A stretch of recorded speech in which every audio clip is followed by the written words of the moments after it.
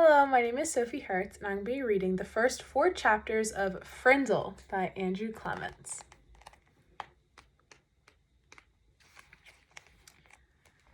Chapter 1, Nick. If you ask the kids and the teachers at Lincoln Elementary School to make 3 lists, all the really bad kids, all the really smart kids, and all the really good kids, Nick Allen wouldn't be on any of them. Nick deserved a list all of his own, and everyone knew it. Was Nick a troublemaker? Hard to say. One thing's for sure, Nick Allen had plenty of ideas, and he knew what to do with them. One time in 3rd grade, Nick decided to turn Miss Deaver's room into a tropical island. What kid in New Hampshire isn't ready for a little summer in February? So first he got everyone to make small palm trees out of green and brown construction paper and tape them onto the corners of each desk. Miss Deaver had only been a teacher for about 6 months, and she was delighted. That's so cute!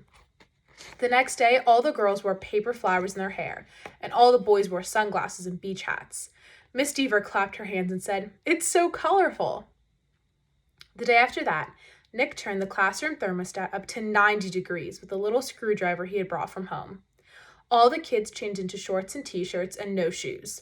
And when Miss Deaver left the room for a minute, Nick spread about 10 cups of fine white sand all over the classroom floor. Miss Deaver was surprised again at just how creative her students could be. But the sand got tracked into the hallway where Manny the custodian did not think it was creative at all, and he stomped right down to the office. The principal following the trail of sand, and when she arrived, Miss Deaver was teaching hula to some kids near the front of the room, and a tall, thin, shirtless boy with chestnut hair was just spiking a Nerf volleyball over a net made from 6 t-shirts tied together. The 3rd grade trip to the South Seas suddenly ended. But that didn't stop Nick from trying to liven things up. Lincoln Elementary School needed a good jolt once in a while, and Nick was just the guy to deliver it. About a year later, Nick made the great blackbird discovery. One night, he learned on a TV show that red-winged blackbirds give this high-pitched chirp when a hawk or some other danger comes near. Because of the way that sound travels, the hunter birds can't tell where the high-pitched chirp is coming from. The next day during silent reading, Nick glanced at his teacher, and he noticed Mrs. Avery's nose was curved, kind of like the beak of a blackbird. So Nick let out a high, squeaky blackbird peep. Mrs. Avery jerked her head from her book and looked around. She couldn't tell who did it, and so she just said, "Shh," to the whole entire class. A minute later, Nick did it again, louder. Peep! This time, there was a little giggling from the class, but Mrs. Avery pretended not to hear the sound. About 15 seconds later, she slowly stood up and walked to the back of the classroom. Without taking his eyes off his book, and without moving at all, Nick put his heart and soul into the highest and most annoying of all, peep! Mrs. Avery pounced. "Janet Fisk, you stop this instant!" Janet, who was sitting 4 rows away from Nick, promptly turned white, then bright crimson. It wasn't me, honest!" There was a catch in Janet's voice, as if she might cry. Mrs. Avery knew she had made a mistake, and she apologized to Janet. "But someone is asking for big trouble," said Mrs. Avery, looking more like a hawk every second. Nick kept reading, and he didn't make a peep.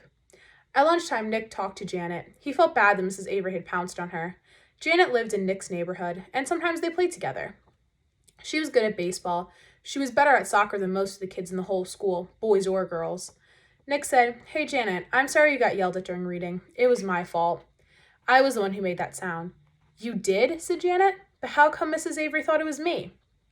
So Nick told her about the blackbirds, and Janet thought it was pretty interesting. Then she tried making a peep or two, and Janet's chirps were even higher and squeakier than Nick's. She promised to keep everything a secret. So for the rest of Nick's 4th grade year, at least once a week, Mrs. Avery heard a loud peep from somewhere in her classroom. Sometimes it was a high-pitched chirp, and sometimes it was a very high-pitched chirp. Mrs. Avery never figured out who was making the sound, and gradually she trained herself to ignore it. But she still looked like a hawk. To Nick, the whole thing was just one long and successful science experiment, and Janet Fisk enjoyed it too. Chapter 2, Mrs. Granger. 5th grade was different. That was the year to get ready for middle school. Fifth grade meant passing classes. It meant no morning recess. It meant real letter grades on your report cards. But most of all, it meant Mrs. Granger.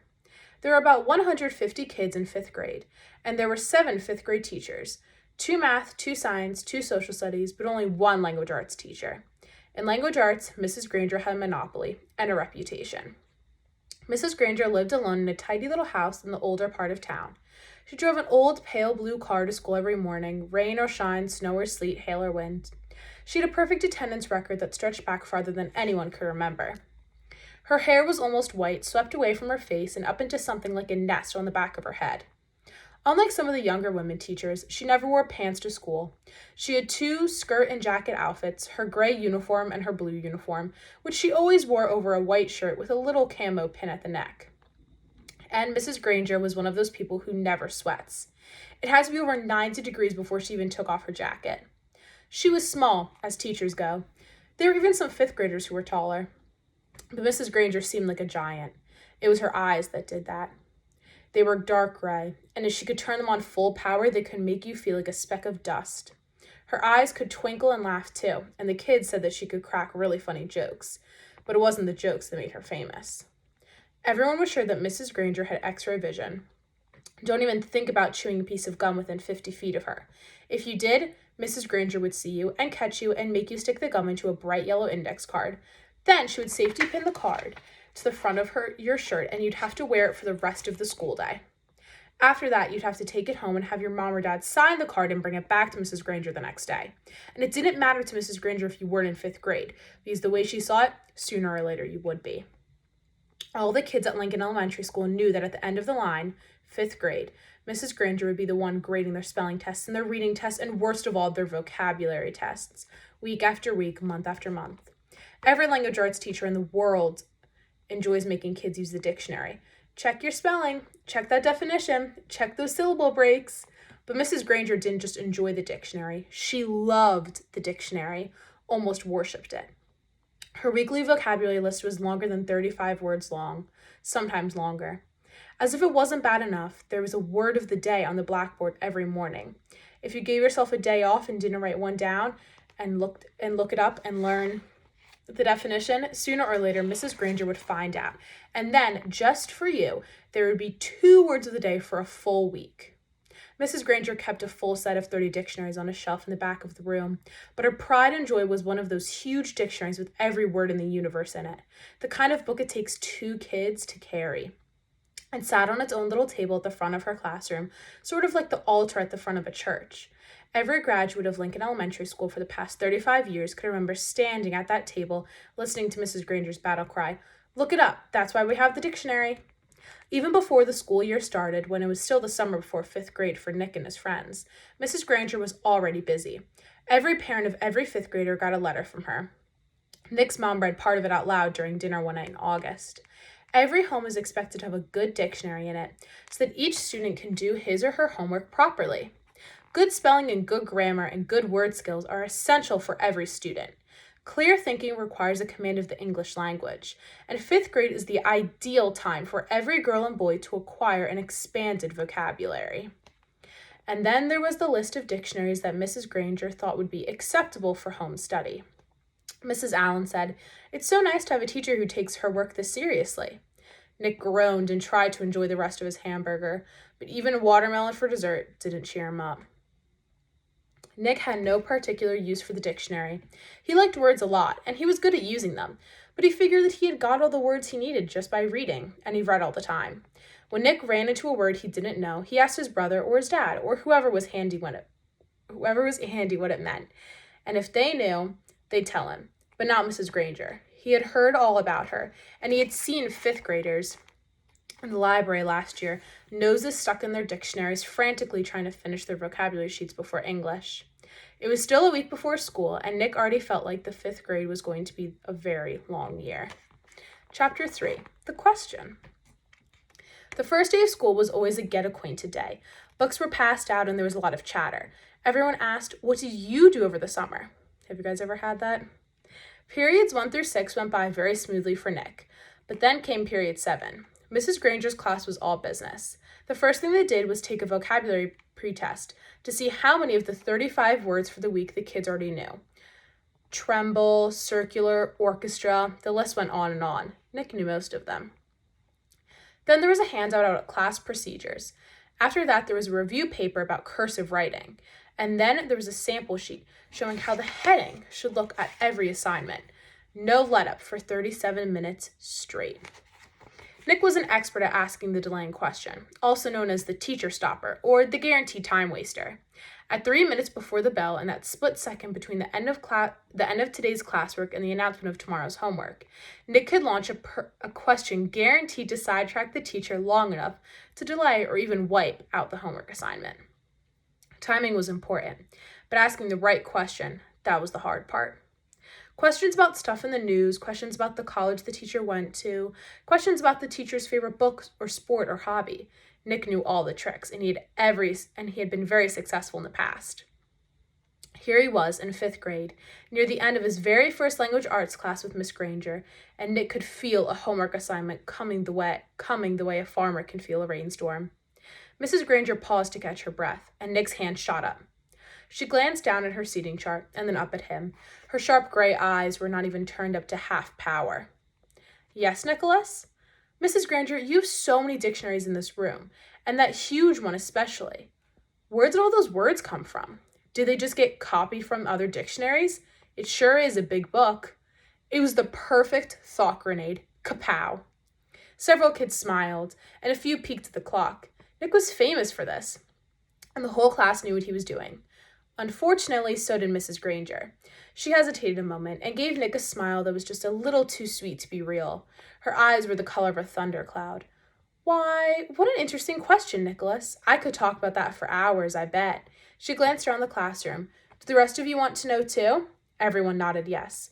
Very well, Nicholas. Will you do some research on that subject and give a little oral report to the class? If you find out the answer yourself, it will mean so much more than if I just told you. Please have your report ready for our next class. Mrs. Granger smiled at him again, very sweetly. Then it was back to business. Now, the homework for tomorrow can be found on page 12 of your Words Alive book. Nick barely heard the assignment. His heart was pounding and he felt small, very small. He could feel the tops of his ears glowing red, a complete shutdown, an extra assignment, and probably a little black mark next to his name on the seating chart. Everything he heard about this teacher was true. Don't mess around with the lone Granger. Last chapter, chapter 4, The Word Detective. It was a beautiful September afternoon. Bright sun, cool breeze, blue sky, but not for Nick. Nick had to do a little report for the next day.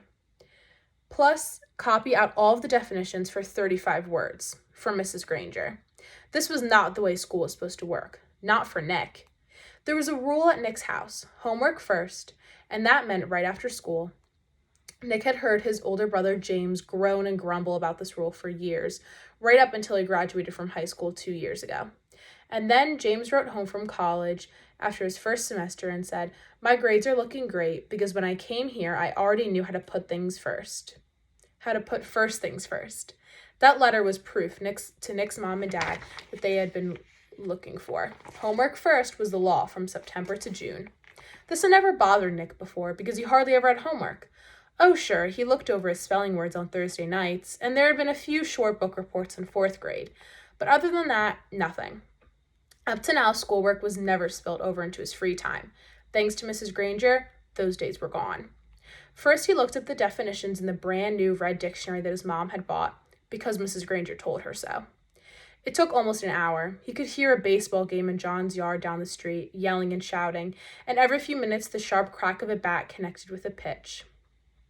But he had a report to do, from Mrs. Granger. Nick looked at the very front of the dictionary. There was an introduction to the book called Words and Their Origins. Perfect, Nick thought. It was just what he needed to do his report.